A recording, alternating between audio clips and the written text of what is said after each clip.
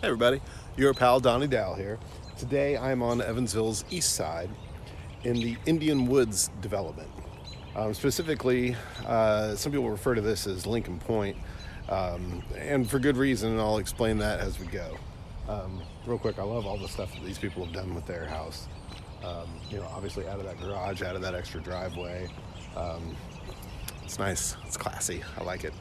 In the mid 80s, a local developer, Chal Corp. The CH was for Charles, the AL was for Alan Braun.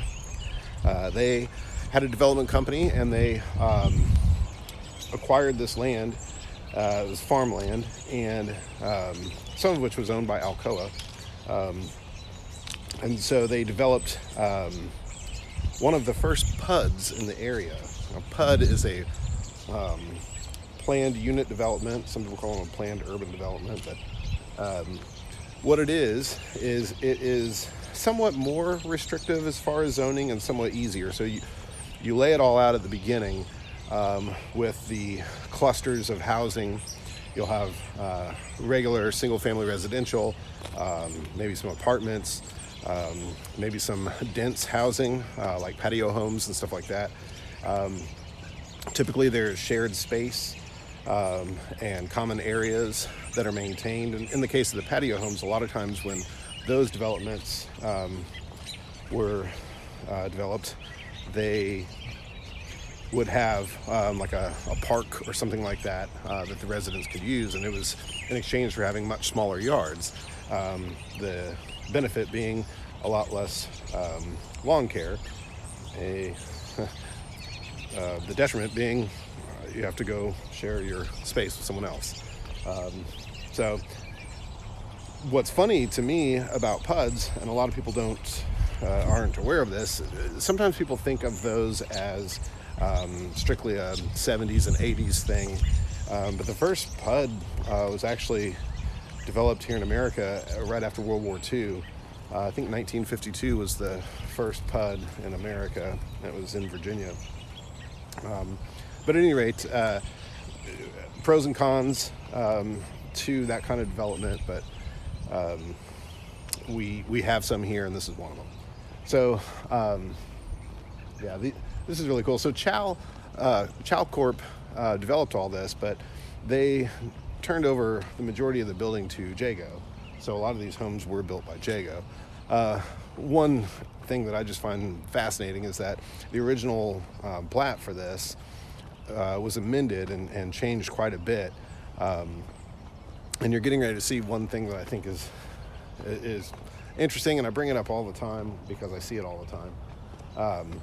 But where this neighborhood was originally supposed to go, it was supposed to be a loop. And what ended up happening was they changed the plat to incorporate another neighborhood, so to speak. So let's back up. See this house here? Regular single-family residential. And the next is too, but watch the difference. We cross this line, and now patio homes. And you can even see, and I love pointing this stuff out, you can even see the division in the street right there. And that's where it changed from Lincoln Point or Indian Woods to Windsong. So I think that's really interesting. These patio homes provide a lot of peace of mind for the buyer. Again, less lawn care, less maintenance, a more compact house, energy efficient, etc. And these were fairly inexpensive at the time they were built. But again, I think it's really cool to see the two neighborhoods come together, and to know a little bit about the history there. Market update, we're still doing pretty well. I mean, again, it has chilled a little. It's slowed just a little bit, but good news for buyers. If you didn't want to get into a bidding situation, you probably won't now.